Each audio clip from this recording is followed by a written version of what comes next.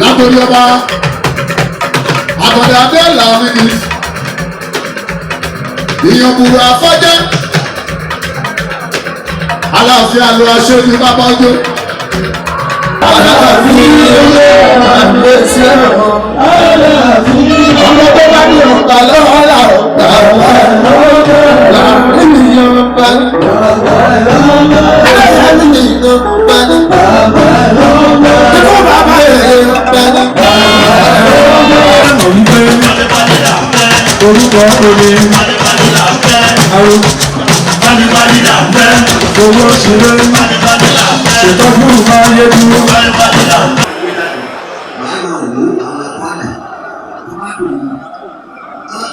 Àwọn olùkọ́ ní níṣà tó bá fẹ́ gbé instrument tó fẹ́ gbé yàtọ̀ tó fẹ́ lè ọ̀rọ̀ tó lórí sọ̀rọ̀ ọkọ̀ lórí sọ̀rọ̀ lẹ́wà nílẹ̀ ọ̀rọ̀ tó ń sọ̀rọ̀ ẹ̀ nígbà tí wọ́n bá kọrin ìwúlò wípé orin mọ́lẹ̀ orin èrò nípò mọ́lẹ̀ bí tí wù ló ti kọrin nígbà ní ẹlásìtọ̀ láti kọrin bẹ́ẹ̀ ló ń wù ọ́ àpòmọ̀ fún yà wọ́n yẹ ìmọ̀ pé wọ́n kọ́ láti gbogbo láti gbọ́ba àwọn tó ń yọ máa kọrin àti ìmọ̀ kò ní lè pé èyí tó máa ń gbọ́dọ̀ lójú ọ̀gá ọlọ́run á fẹ́ kó ló ṣe ṣe láti ṣàgbéwò àgbéwò rẹ̀ wọ́n kó ọgbọ́n sọ̀rọ̀ tí ilẹ̀ Yorùbá ká máa ń ti òwò fún àwọn ọba ọlọ́pọ̀ ìgbà ká bá kú níyà ìgbà ká bá kú fúnfà ìgbà ká bá kú fúnfà àwọn náà náà máa ń kó fúnfà ní gbogbo àgbáyé nìsí ẹni tí ìjọba kìí sọ̀rọ̀ gbọ́ ìdálọ́lá ní láti ìdálọ́ fún ẹbí fún àwọn ọ̀rẹ́ ìṣẹ́ káàkiri náà ní ìyàwó àforí òye ọba ṣùgbọ́n ọ̀nà ọlọ́wà ń lọ àtò láàtọ̀ òkùnkùn ó ti kó lálábì ó ti di ẹni tó ń sọ nínú ó ti di ẹni tó ń sọ nínú ìjọba orí orí òní náà ẹ̀kú tó lọ fẹ́ èyí wọn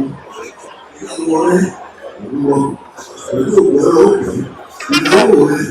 ìwọ àti ẹ̀rọ ẹ̀rọ. Tí a bá rẹ̀ ti bá ti ṣẹ̀yìn ẹ̀fọ́rí ẹ̀jì àjèjì ayọ̀lá aláàfin ẹ̀fí tí gbogbo ìlú. Àtẹ̀wọ́ yẹn dà. Sábàlì ẹni tó ń bínú ẹ̀fí ọwọ́ wọnú ẹ̀fọ́rí ẹ̀jì ẹ̀fí tí ayọ̀lá ẹ̀fí tí gbogbo yóò bá. Ó là ń ṣe olùkọ́ wa oyè tí wọ́n fi ké wa di ọtí mo ti jẹ ẹ kí ẹ lè bá a sọ nípa ẹ̀ bàbá wa. Ọlọ́run fún mi láǹfààní láti jókòó pẹ̀lú Aláàfin nígbà tá a dé láàárọ̀ yìí ó wá ṣe àlàyé n tó fà á ti fi Wàsíù joyè olùṣàrò àwọn olórin ní traditional Yorùbá àwọn níbi journalist wa níjọ́ náà lọ àwọn ni wọ́n rí lé wọ́n rí ta àwọn ni wọ́n máa ń sọ fún ọba pé dẹ́ẹ̀dẹ́.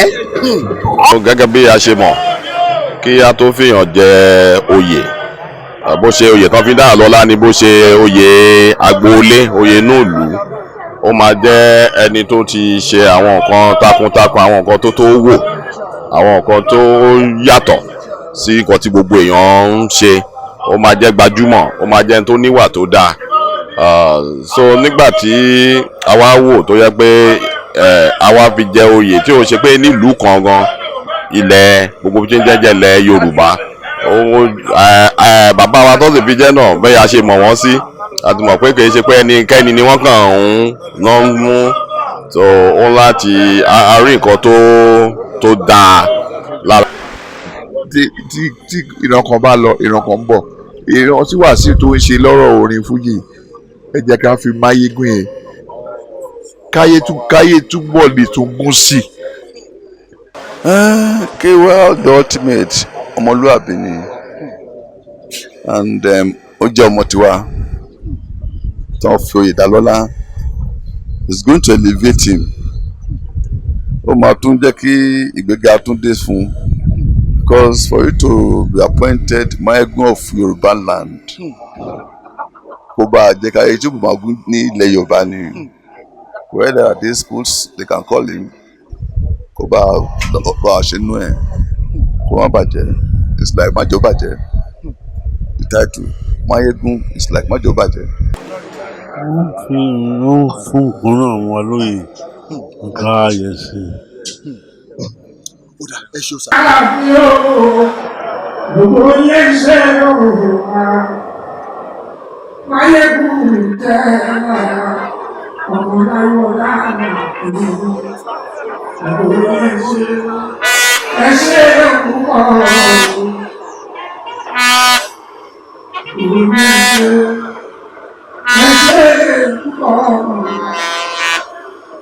àgùntàn àbí ìfowópamọ́.